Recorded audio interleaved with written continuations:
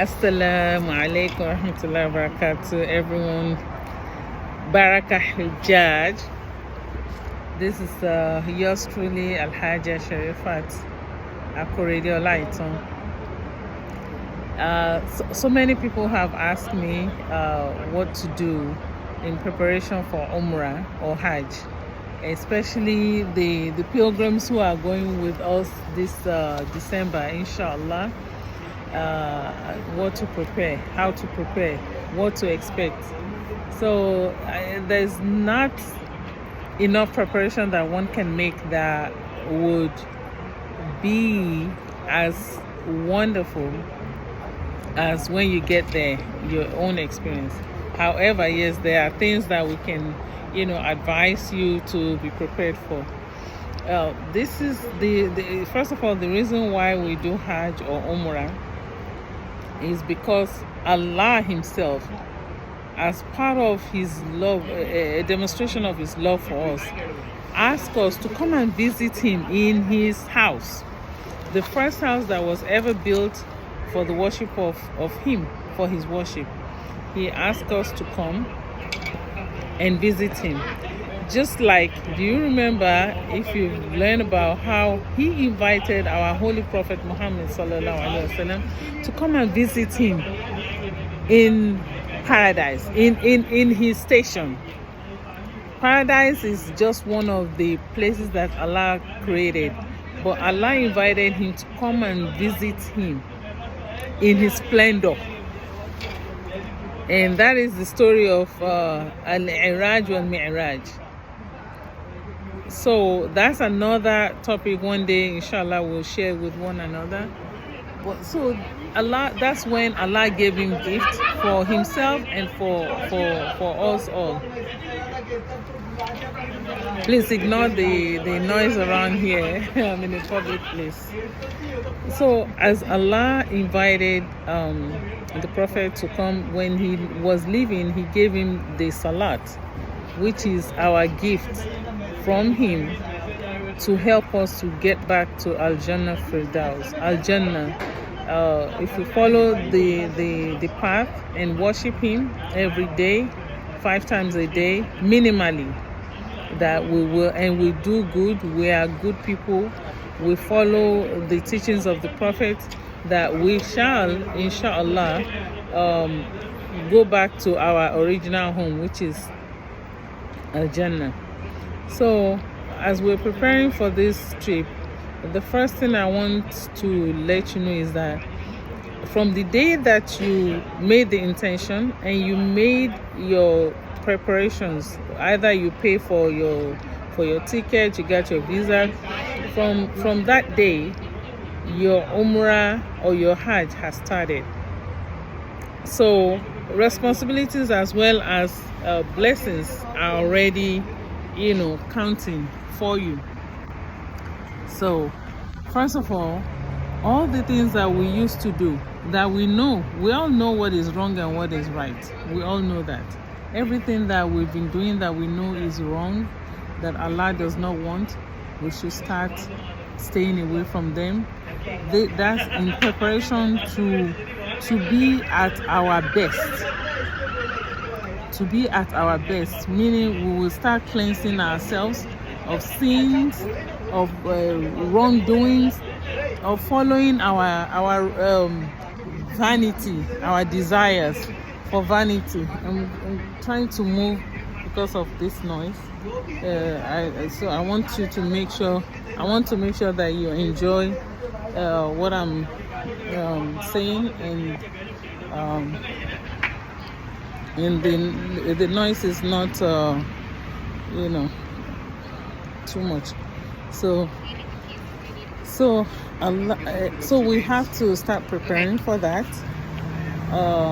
doing our salat as much as possible on time, as much as we can, in preparation for our soul, body and soul, and mentally, physically, psychologically, we're getting prepared. So also physically, we need to build up our stamina. When I was going for the first time after 33 years or 35 years, that I had not been to Saudi Arabia for Umrah or Hajj. My son Muhammad was telling me, "Mommy, you need to condition yourself. You need to start conditioning yourself physically to be able to take the rigorous physical activities that you're going to be doing." I did not really follow his his instructions. There's going to be a lot of walking. I love it when we're in our stations, especially those of us in America, Canada, and stuff. I don't think we walk a lot. I don't know if people in Nigeria still do walk, but I think they walk more than we do. So there's going to be a lot of walking. So make sure that you build up your stamina. Get your proper vaccinations. Everybody that I have, they've already submitted their COVID vaccination. And also dress according to the weather. I would suggest that you should not take too many things so that you can have space in your suitcases for gifts and things that you will bring back. So two extra clothing is fine.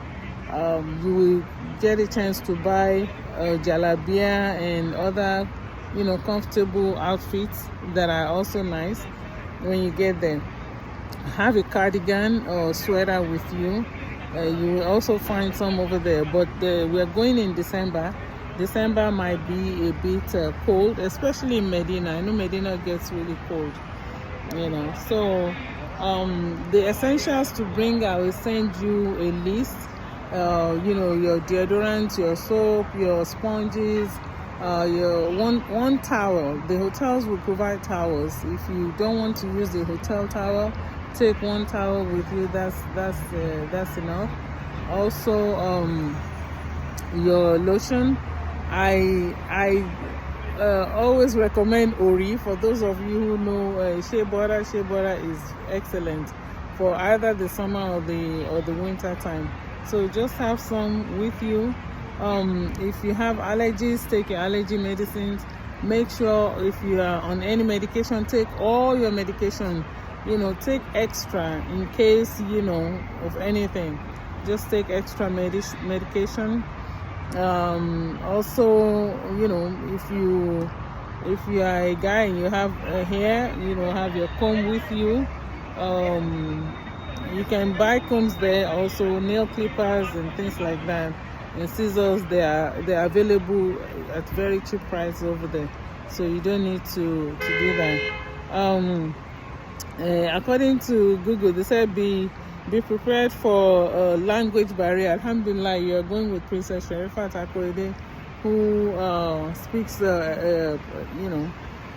great Arabic.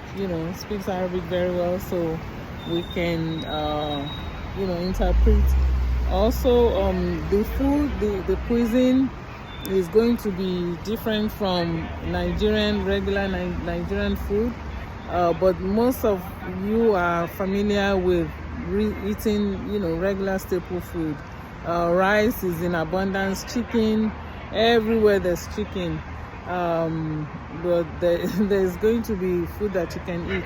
We will also have Nigerian catering services for those who after a while you may be homesick.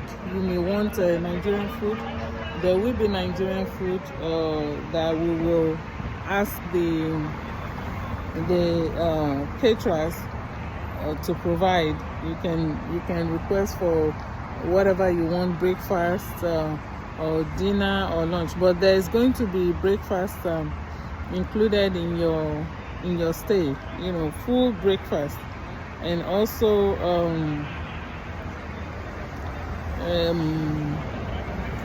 so also I would like to encourage everyone to start reading the Quran. I know that everyone probably does their own reading, they have their own reading schedule, but I will strongly advise reading the Quran in the language that you understand, your Yoruba, English, or Arabic. so that you can start getting used to what you will encounter over there. A lot of the rites, the Hajj and Umrah rites, are also in the Quran. You know, Surah Al-Hajj is there. But just read the Quran.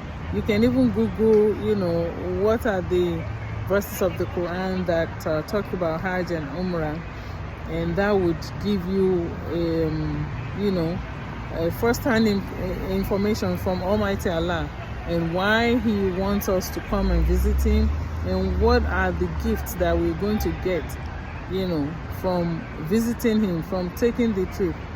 The gifts are immeasurable, uncountable, you know, and everyone's gifts from Almighty Allah would be personalized, because we all have different needs, different issues, different problems that we want Allah to solve. You know, we all have different, you know, different strokes for different folks. You know what I mean? You get my gist.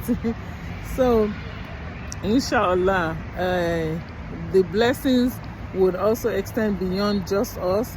It will also impact our families, our friends, our community. So there's no rationing. Allah does not ration His blessings. So we can just continue to ask for as many things as we want. Yeah, more importantly, like I said earlier, your spiritual preparation is extremely important. Start preparing spiritually to meet Almighty Allah, not in death, but on the visit. And we will be responding to Allah's call, and we will be saying, Labbaik Allahumma labbaik, labbaik la sharika laka labbaik, innal hamda wa ni'mata laka wal mulk la sharika lak. I'd like everyone to memorize this.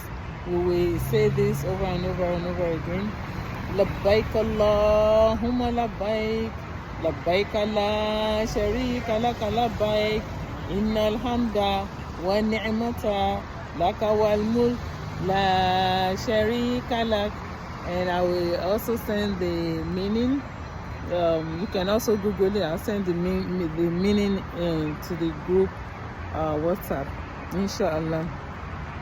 So as far as the travel itself is concerned, some of us will travel together from Houston.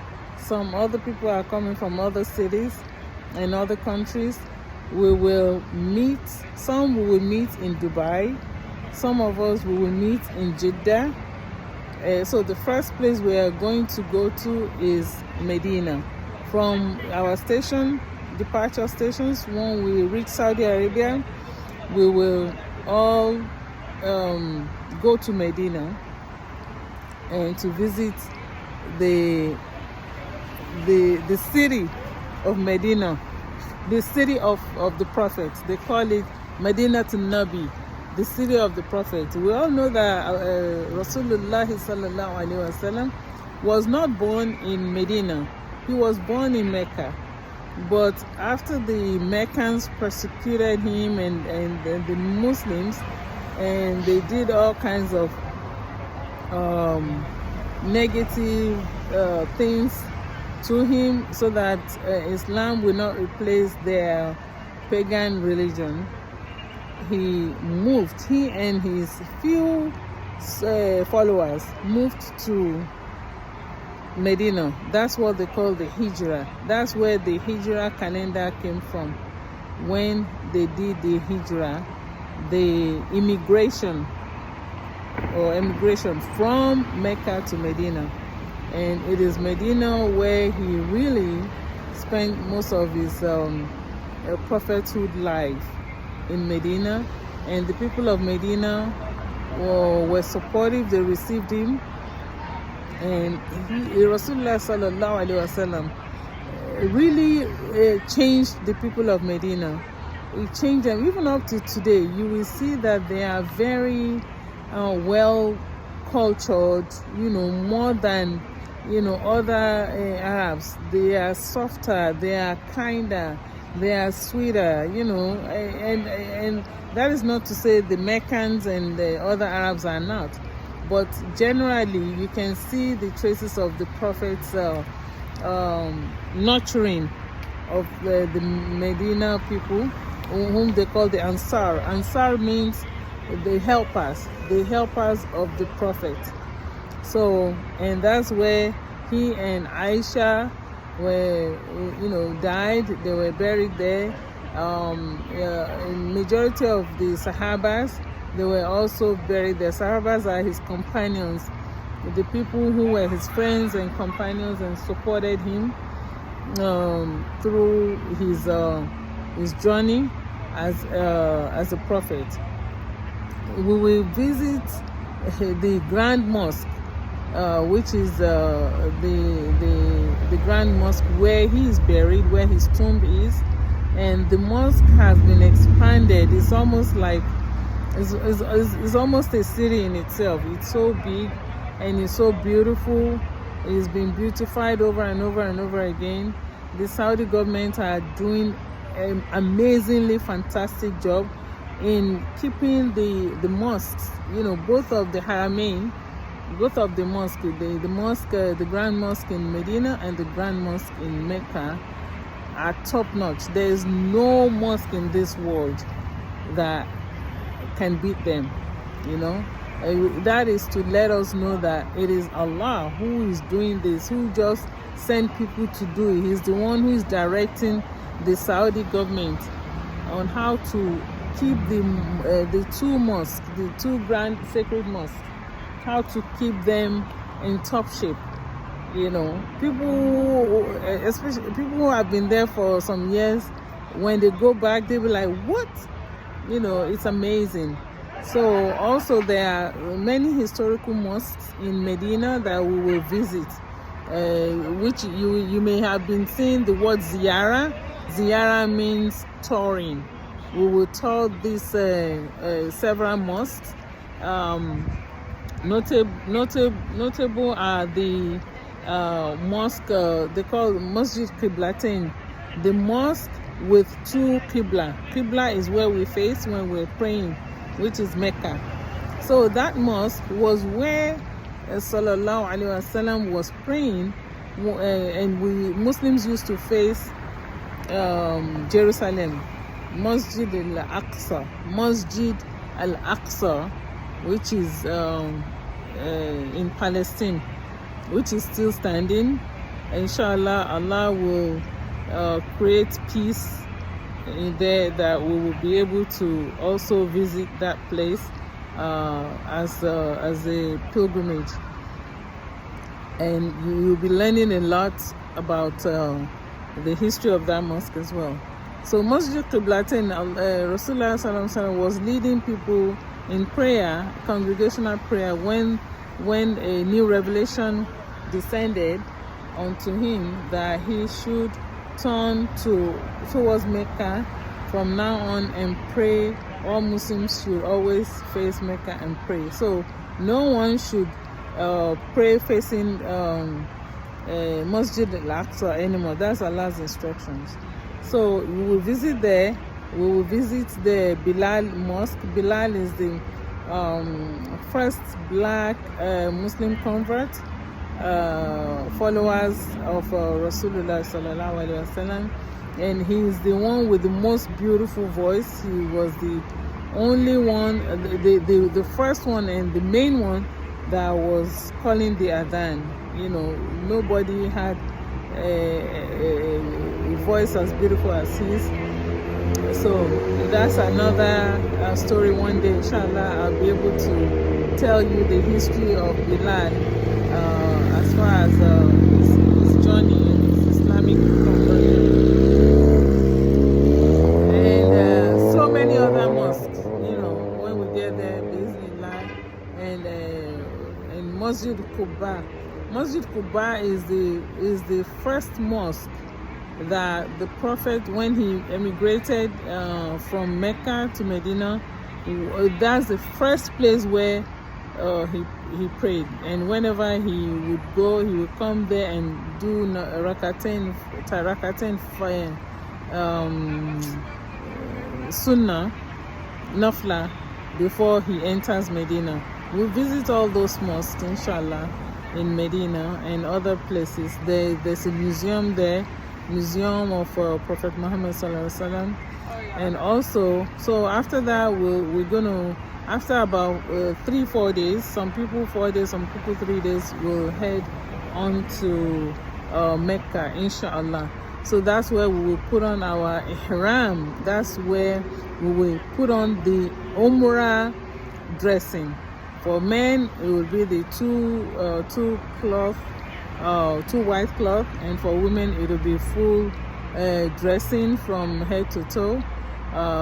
Inshallah, the men can buy their